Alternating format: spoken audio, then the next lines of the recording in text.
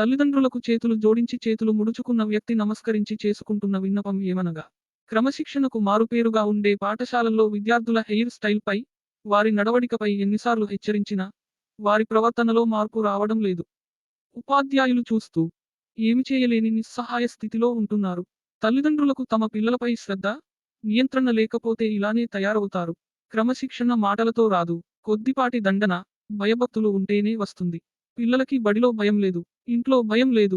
అందుచేతనే సమాజం ఈరోజు భయభ్రాంతులకి గురి అవుతున్నది. వాళ్లే ఈ రోజుల్లో రౌడీలుగా తిరుగుతున్నారు. అభం శుభం తెలియని వాళ్లని పొట్టన పెట్టుకుంటున్నారు. గురువుని గౌరవించని సమాజం వినాశకాలానికి గురవుతుంది. ఇది నిజం.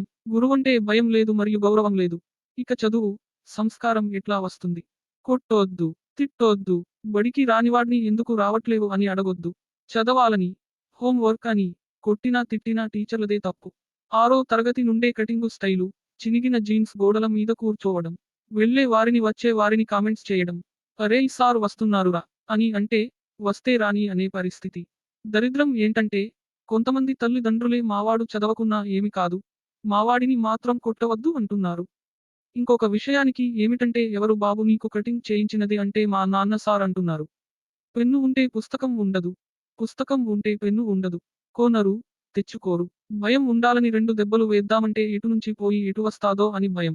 ఇవన్నీ చూస్తుంటే పిల్లల కంటే సార్లకే భయం ఎక్కువగా ఉంది.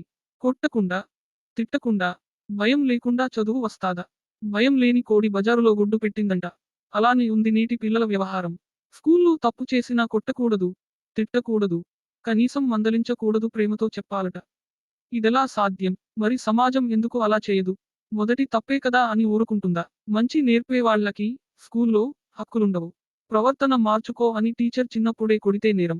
వాడు పెద్దయ్యాక అదే తప్పు చేస్తే మరణం.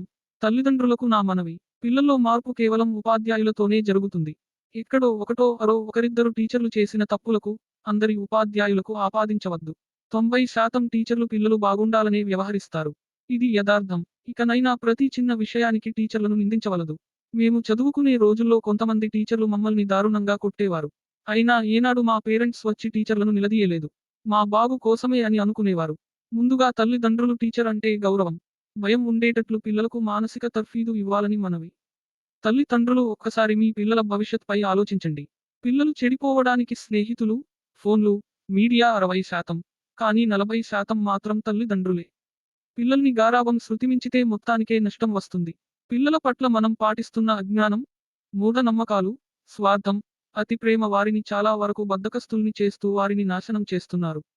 ఇప్పుటి తరం 70% పిల్లలు తల్లిదండ్రులు కారు, బండి శుభ్రం అంటే తుడవరు.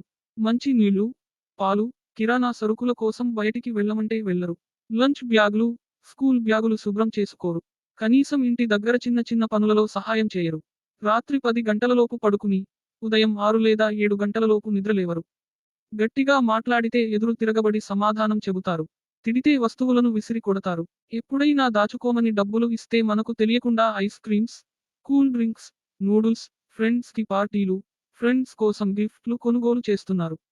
ఆడపిల్లలు అయితే తిన్న కంచం కూడా కడగటం లేదు. ఇల్లు ఊడ్చమంటే కోపాలు వచ్చేస్తున్నాయి. అతిథులు వస్తే కనీసం గ్లాసేడు మంచి నీళ్లు ఇవ్వాలన్న ఆలోచన లేని అమ్మాయిలు కూడా ఉన్నారు. 20 సంవత్సరాలు దాటినా చాలామంది ఆడపిల్లలకు వంట చేయడం రాదు. బట్టలు పద్ధతిగా ఉండాలంటే ఎక్కడలేని కోపం వీరికి.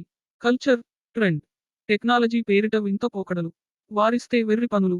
మనమే పిల్లల చేత అవన్నీ చేయించడం లేదు. పై వాటికి కారణం మనమే.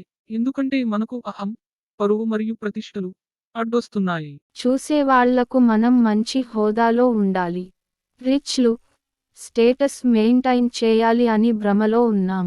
గారాబంతో పెరిగిన వారు మధ్యలో మారమంటే మారడం అస్సలు జరగదు. వారిని కష్టపెట్టమని కాదు ఇక్కడ చెప్పేది, కష్టం గురించి తెలిసేలా పెంచండి. కష్టో, డబ్బు, సమయం, ఆరోగ్యం విలువ తెలియకపోతే వారికి జీవితం విలువ తెలియదు. ప్రేమతో, గారాబంగా మనం చేస్తున్న తప్పుల వలన కొందరు యువత 15 ఏళ్లకే సిగరెట్స్, మందు, బెట్టింగ్, డ్రగ్స్, దొంగతనాలు, రేప్లు, హత్యలు చేస్తున్నారు.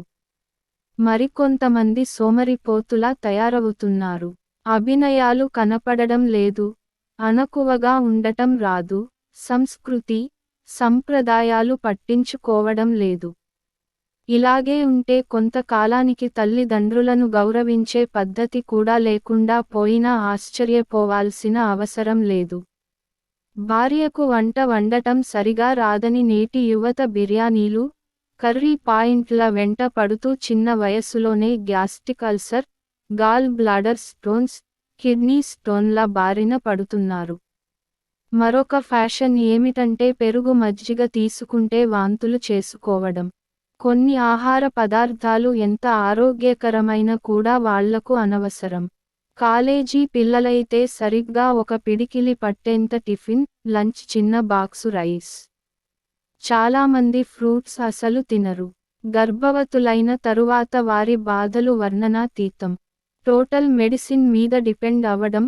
100లో 90 మంది సిజేరియన్ ద్వారా పిల్లల్ని కంటున్నారంటే వారి శారీరక పటుత్వం ఎంత పడిపోయిందో ఆలోచించండి. అలా ఉంటే పుట్టే పిల్లలు కూడా ఏదో ఒక జన్యులోపంతో పుడుతున్నారు. 03వ తరగతి పిల్లాడికి సోడాబుడ్డి లాంటి కళ్లద్దాలు. 05వ తరగతి వారికి అల్సర్, బీపీలు. 10వ తరగతి దాటేలోపు ఎన్నో ఆరోగ్య సమస్యలొస్తున్నాయి. వీటన్నికి కారణం మన పిల్లలను సరైన పద్ధతిలో పెంచకపోవడమే. అందుకే తల్లిదండ్రులు మారాలి. రేపటి సమాజానికి ఏమి నేర్పుతున్నామో ఒక్కసారి ఆలోచన చేయండి. సంస్కృతి సాంప్రదాయం అంటే ఏమిటి?